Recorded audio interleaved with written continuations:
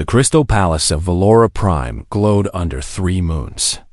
Its towers reached toward the sky like frozen flames, beautiful and cold. Inside those walls, the most powerful beings in the galaxy had gathered for one purpose. Princess Alindra was choosing a husband. Ships from 12 different species filled the landing platforms. Each delegation brought their finest princes, dukes, and heirs. They carried gifts worth more than entire planets. They wore armor that could stop starship weapons. They spoke with voices trained to command armies. Ambassador Patricia Lane stood at the window of the human quarters and watched them arrive. Earth's delegation was small. Their ship, the USS Meridian, looked like a cargo vessel compared to the golden warships of the Kethvari Empire. "We shouldn't even be here," said Commander Gregory Shaw. He was a tall man with gray hair and tired eyes. "Earth has nothing to offer these people. We're barely a century into space travel. They've been out here for thousands of years." Patricia turned from the window. "We were invited, Commander. Refusing would have been worse. Being humiliated is better." A soft tap on a datapad interrupted them. Both turned to look at Lieutenant Daniel Cole, who sat in the corner of the room. He held up his small screen. Words appeared on it. "We can still learn from watching." Daniel was 32 years old, quiet in a way that made people forget he was there. He had brown hair that was always a little messy and eyes that noticed everything. 6 months ago, an explosion during a diplomatic mission had damaged his throat.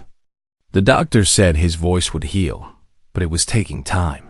For now, he spoke through his datapad, typing faster than most people could talk. Gregory shook his head. "Learning won't help us when the Kethvari decide Earth is too weak to exist." Patricia raised her hand. "Enough. We're here as observers and cultural liaisons. Daniel, you'll handle translations if needed. Gregory, keep our security team alert but invisible. We smile, we watch, and we go home without making enemies." Daniel nodded and returned to his reading. He had downloaded everything he could find about Valorian culture. Their history fascinated him. They were telepaths who could read emotions through physical touch. Their princess had rejected 47 suitors over 3 cycles because she could feel the truth hiding behind their pretty words. He wondered what it felt like to know someone's real heart just by touching their hand. The selection ceremony began the next morning. The great hall was filled with light that seemed to come from everywhere and nowhere. Thousands of Valorians lined the walls in flowing robes of silver and blue. At the center of everything sat Emperor Valdros on a throne made of living crystal. Beside him stood his daughter. Princess Alindra was beautiful in a way that made the words seem too small. Her skin was pale violet, almost silver in certain light. Her eyes were completely white, without pupils, yet somehow warm. Her hair fell past her shoulders like liquid moonlight. But it was her presence that struck Daniel most. She carried herself like someone who had seen too much truth and was tired of it. One by one, the suitors approached. The Kethvari prince came first. He was massive, covered in golden scales, and his voice shook the floor when he spoke. "Princess Alindra, I offer you the strength of 10,000 warships. I offer you the wealth of the Kethvari treasury. I offer you my heart and my sword." He knelt and extended his hand. The hall fell silent as the princess reached out and touched his palm. For 3 seconds, nothing happened. Then Princess Alindra pulled back as if burned. Her face showed no emotion, but her voice was ice. "I see your heart, Prince Vorath. It holds contempt for those you consider lesser. You would use this alliance to crush the weak, not protect them. I reject you." The Kethvari prince's scales flushed dark red with anger, but he could not argue. The selection was sacred law. He stepped back, humiliated. The pattern repeated throughout the day. The Morvaxian Duke offered rare minerals and promised peace. The princess touched his hand and found violent thoughts toward his own servants. Rejected. A nobleman from the Sindari collective offered technology beyond human understanding. She sensed greed that would devour everything it touched. Rejected. Daniel watched from the back of the hall, fascinated and sad.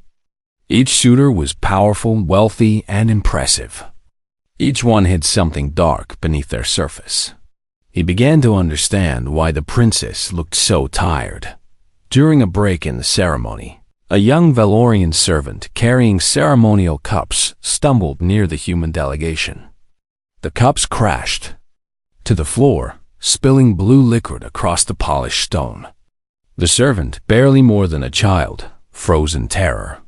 Mistakes during the selection could mean severe punishment. No one moved to help. The other delegations looked away, embarrassed or amused. Daniel stepped forward. He knelt beside the servant and began picking up the cups.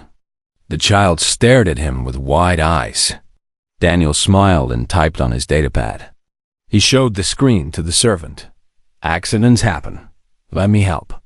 Together, they cleaned the mess. Daniel found a cloth in his pocket and wiped the floor. The servant whispered a thank you and hurried away. Daniel returned to his place without a word. He did not notice Princess Alindra watching from across the hall.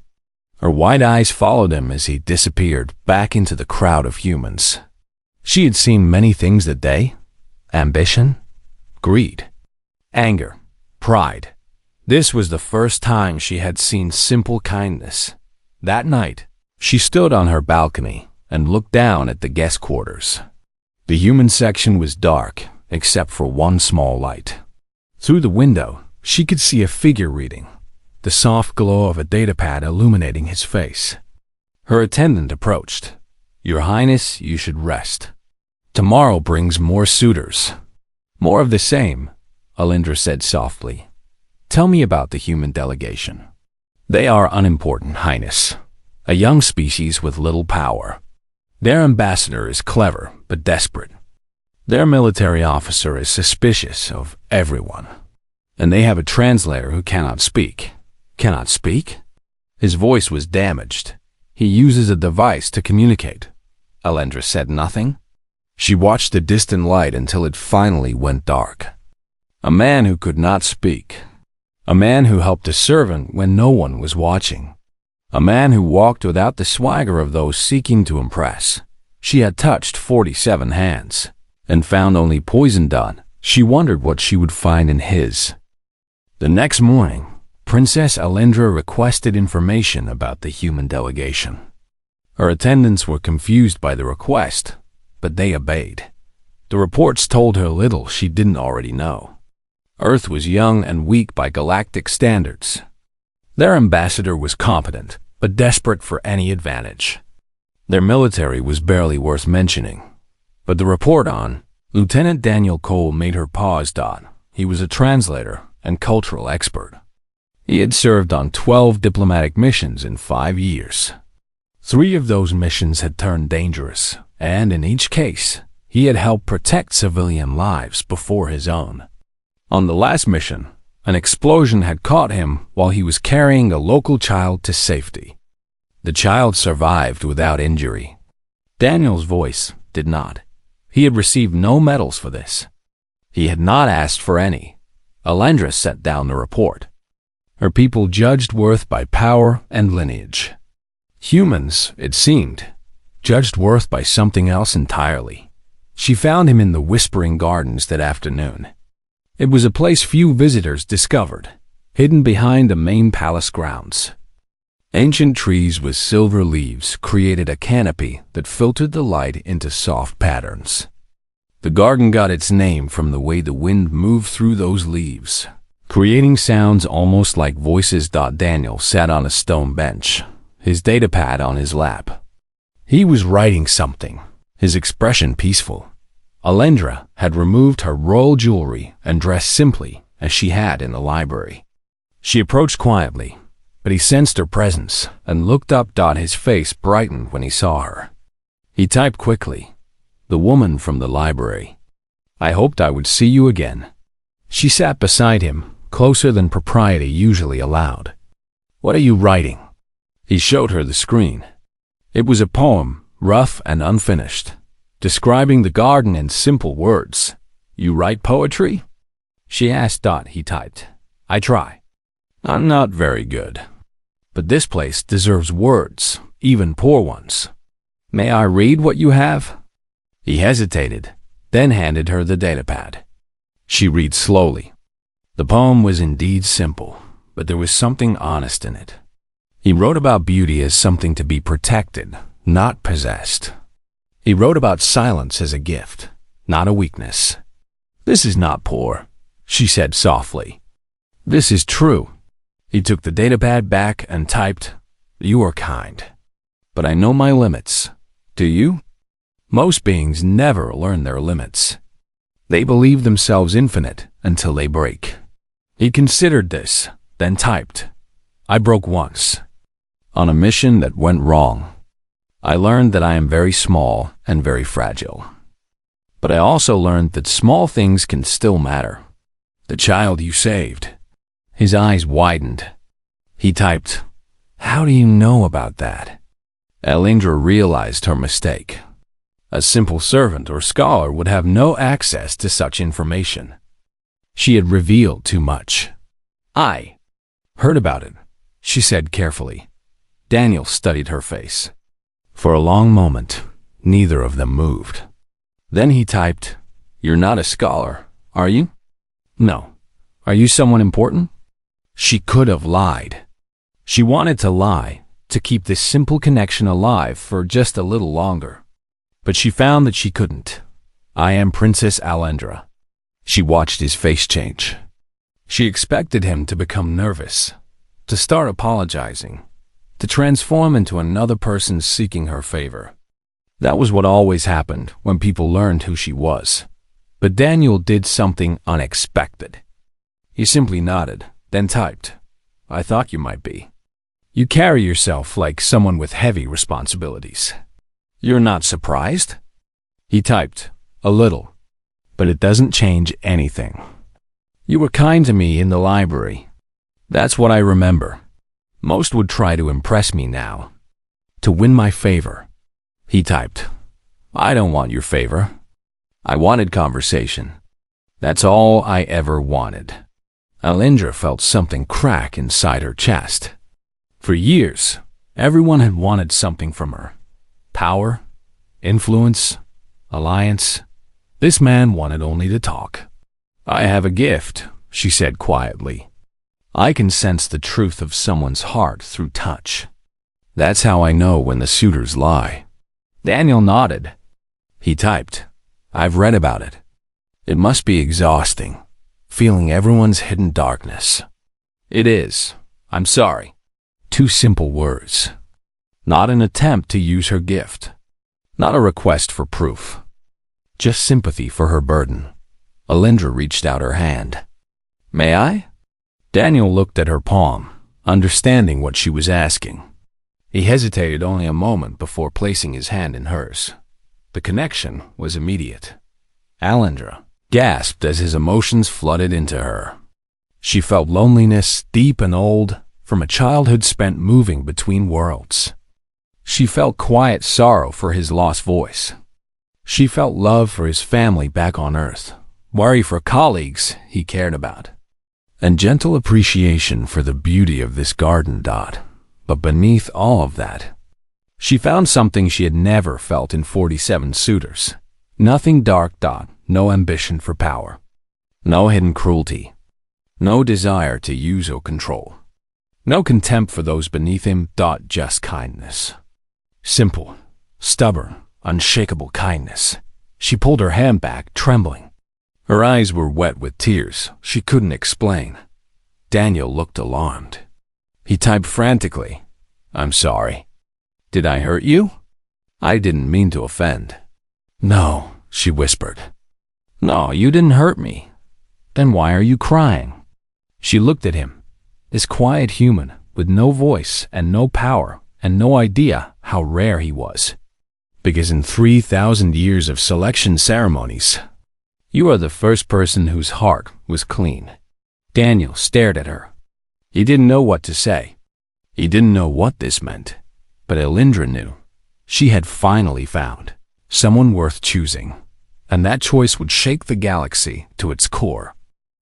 3 days passed, and the rejections continued. Prince Malthor of the Vendari hegemony offered 1,000 years of peace. Princess Alindra touched his hand and found plans for conquest hidden beneath his smile. Rejected. Duke Severin of the Outer Rim brought jewels that could power a city for centuries. She sensed his cruelty toward those who served him. Rejected. Lord Cashin of the Merchant Guilds promised prosperity beyond imagination. She felt his willingness to sell anything, including people, for profit. Rejected. The Great Hall filled with whispers. 47 suitors in previous cycles, and now 12 more in 3 days. Some began to call her impossible. Others said she was weakening her empire with her refusals. A few suggested that no one would ever be good enough for the Valorian princess. Ambassador Patricia Lane watched from the human section with growing concern. "This is becoming dangerous," she said quietly to Commander Gregory Shaw. "The rejected suitors are angry. They're starting to talk to each other." Gregory nodded.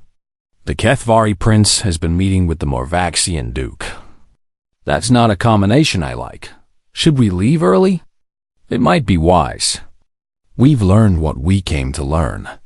These people have problems that are much bigger than Earth." Daniel Cole had been listening. He typed on his datapad and showed it to Patricia. "If we leave early, it will look like we are afraid. Or worse, like we don't respect their traditions." Patricia sighed. "Daniel, I appreciate your thoughts, but we're not important here. No one will notice if we go." He typed again. "The servant I helped noticed.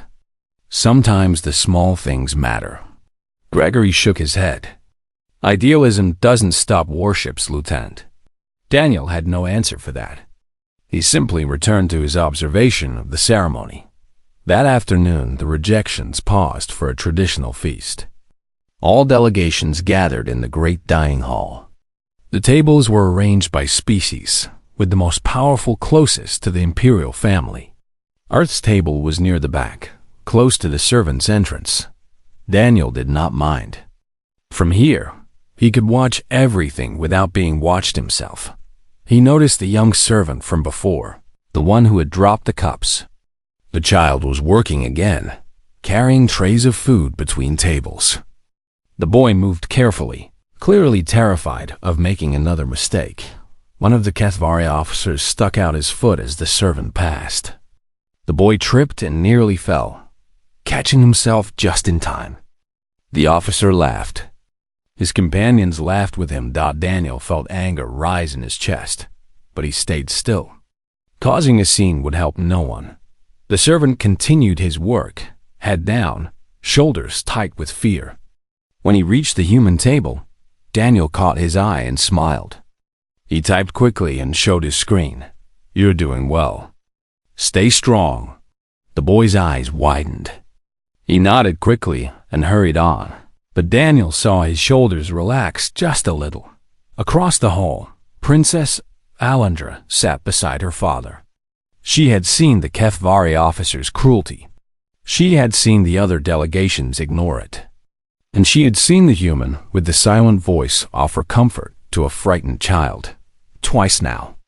Twice she had watched him choose kindness when no one was looking.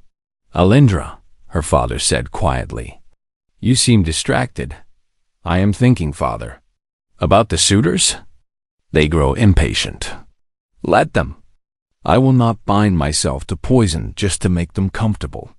Emperor Valdro sighed. "Your gift is powerful, daughter. But sometimes I wonder if it is also a curse. You see too much. Would you have me see less? Would you have me choose blindly?" "I would have you choose. The Empire needs this alliance." Alindra looked at her father with sad eyes. "And if there is no one worth choosing?" The Emperor had no answer. That evening, Daniel asked Ambassador Lane for permission to visit the palace library.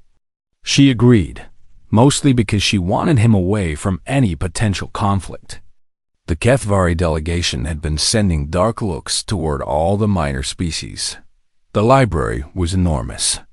Its shelves reached so high that floating platforms were needed to reach the upper levels.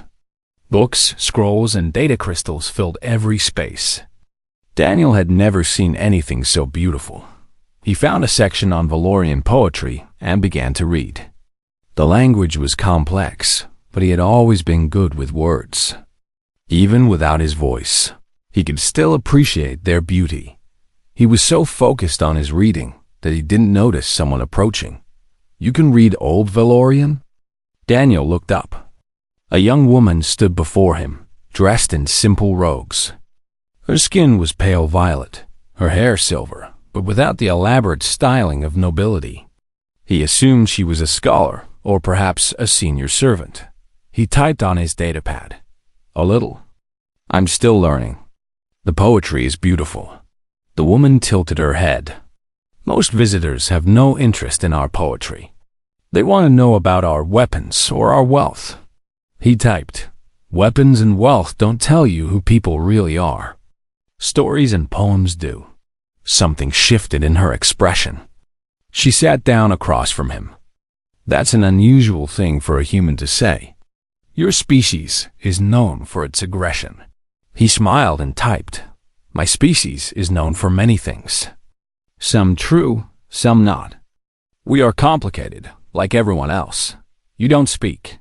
It wasn't a question, but Daniel answered anyway. "My voice was damaged.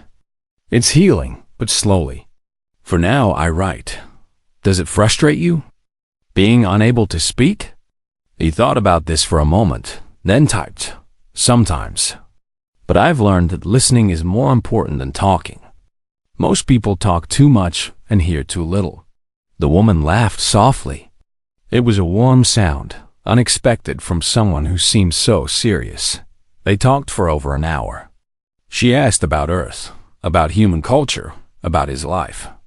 He asked about Valorian history, about the meaning behind certain poems, about her favorite stories.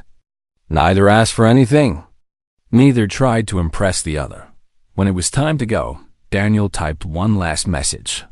"Thank you for talking with me. I don't get many chances to just talk anymore." "Nor do I," she said quietly. She left first. Daniel stayed in the library a while longer, smiling at the strange and wonderful conversation.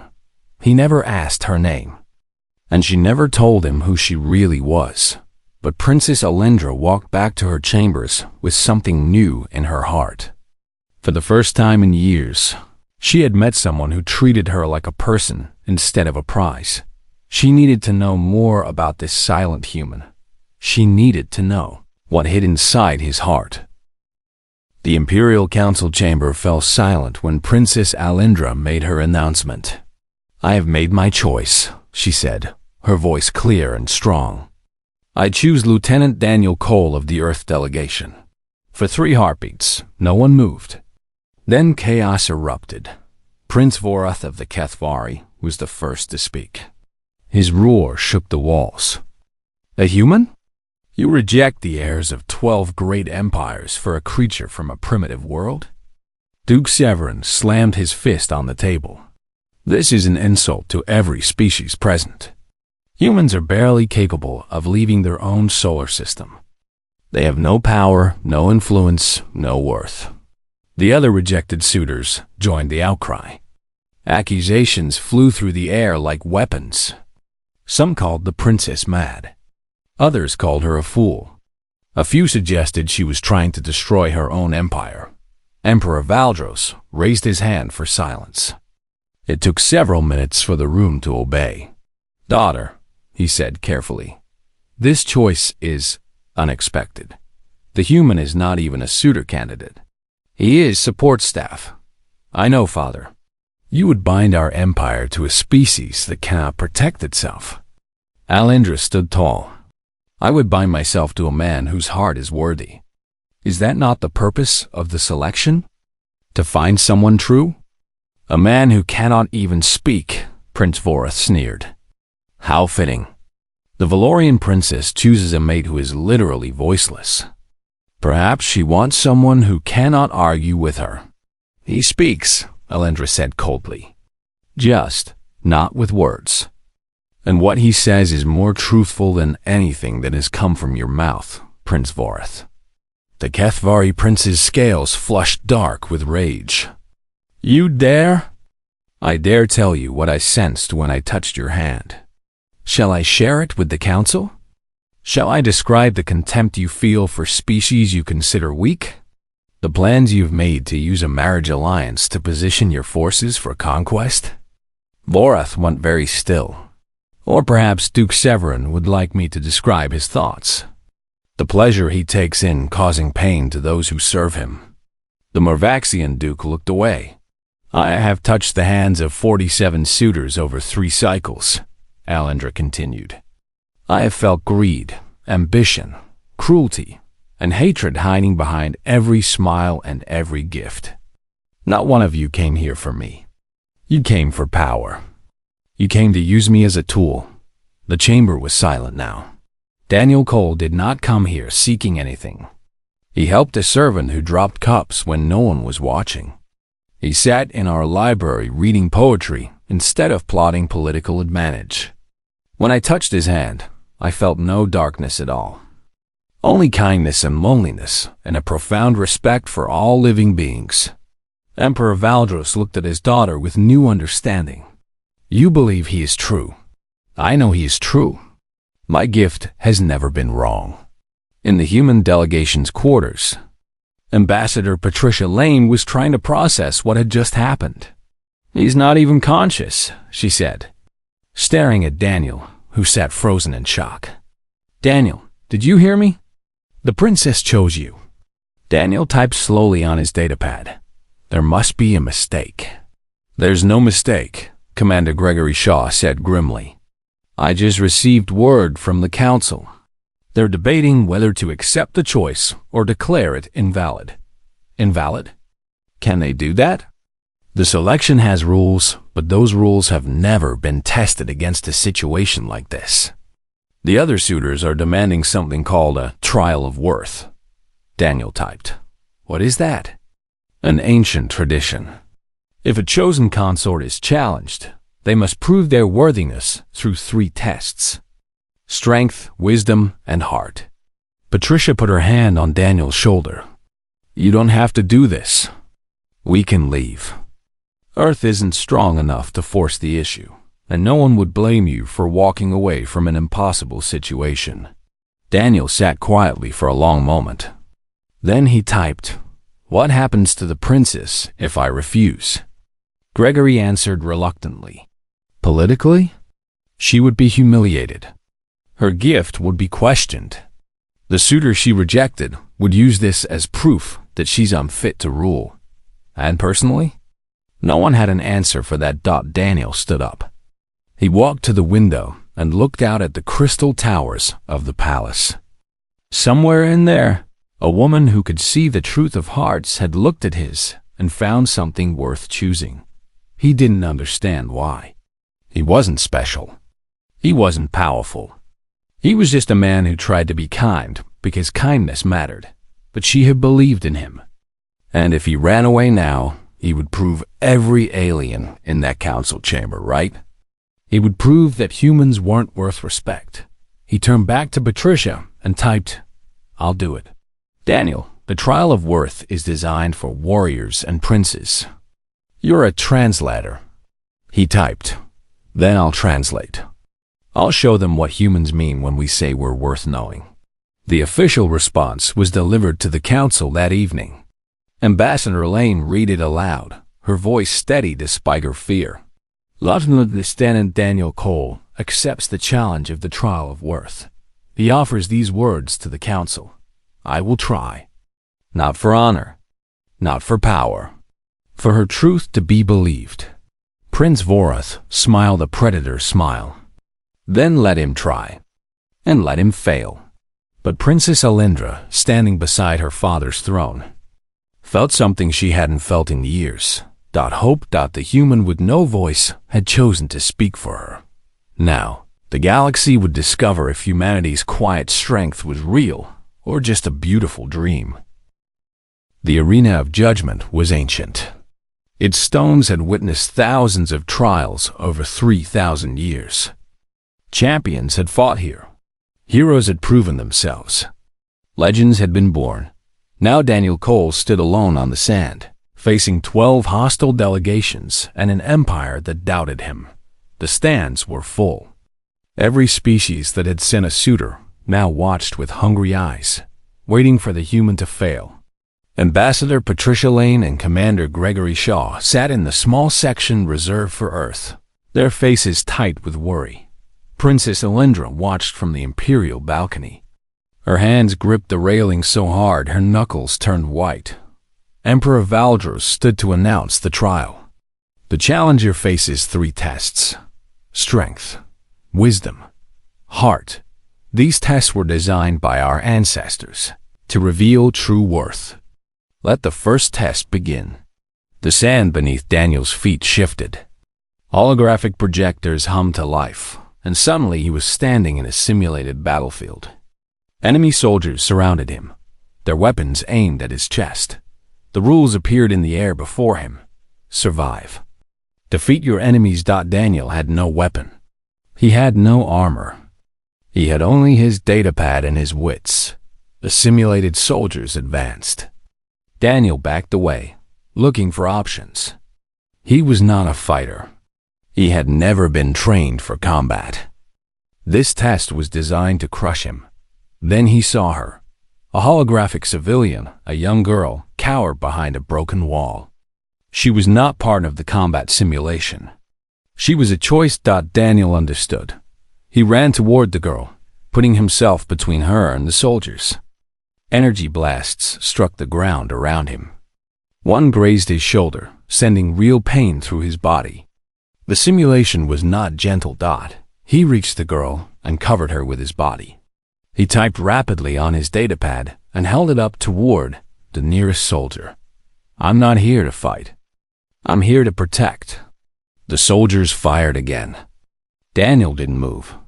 He stayed over the girl, taking the hits, refusing to strike back. The simulation flickered and stopped.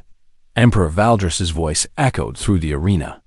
The ancient texts state that the test of strength measures not violence, but what one fights for.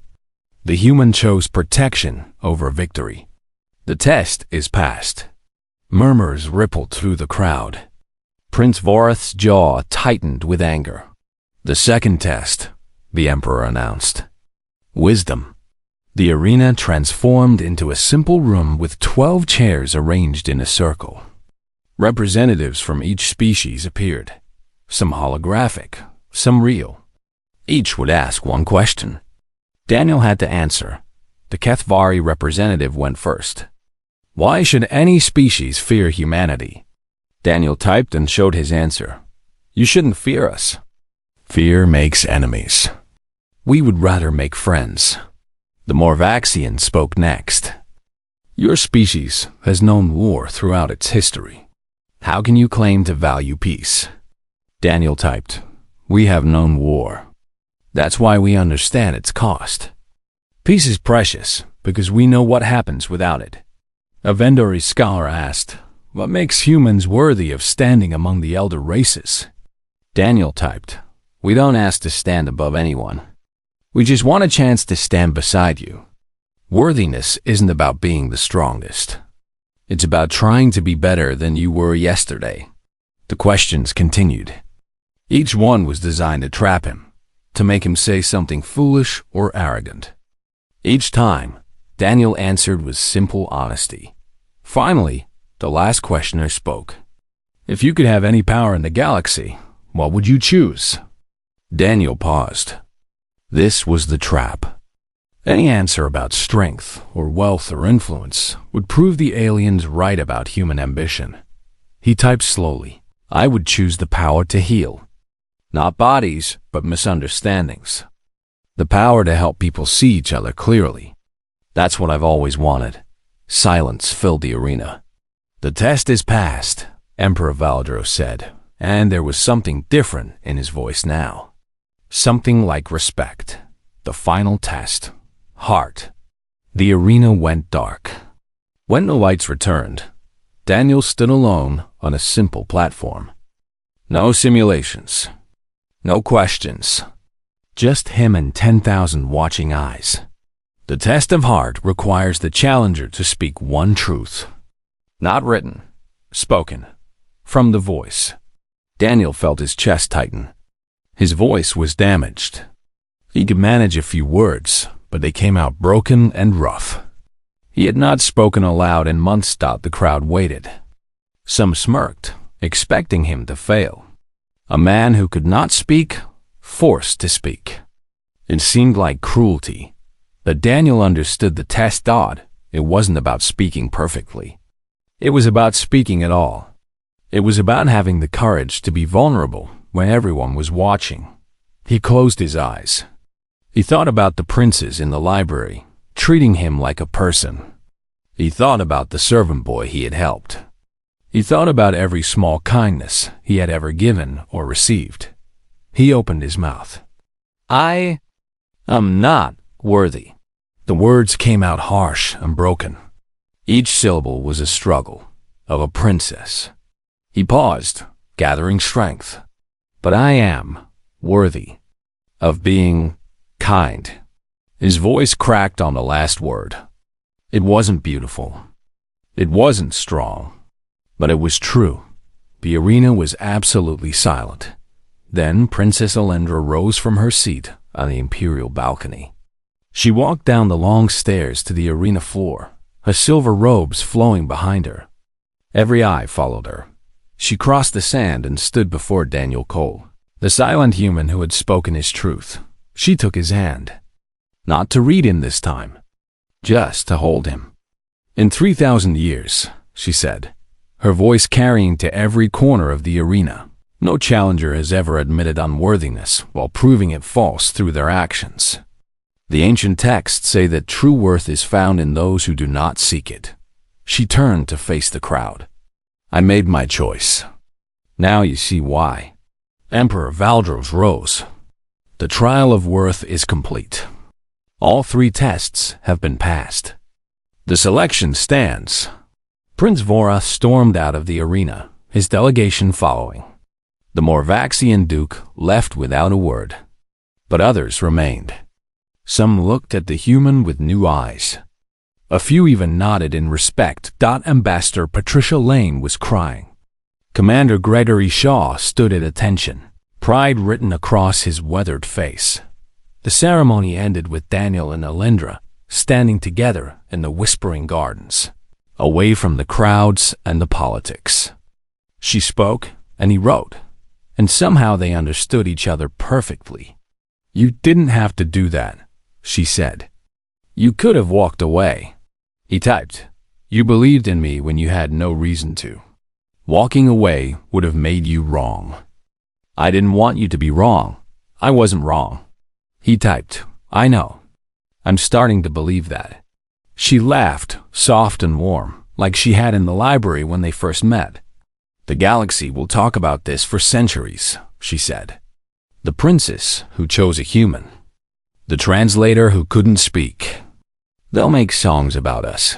He typed, will they be good songs? The best ones always are. She leaned against him, and he put his arm around her shoulders. They watched the silver leaves dance in the evening wind. Across the galaxy, the story spread. Not of a princess who chose a human, but of a princess who finally found someone worth choosing. Not of a man who won through strength or cunning, but of a man who won by being kind. And somewhere, in the great records of galactic history, a new entry was made. Humanity, it noted, had finally arrived, not with warships, not with wealth. With a quiet man who proved that silence could speak louder than any words.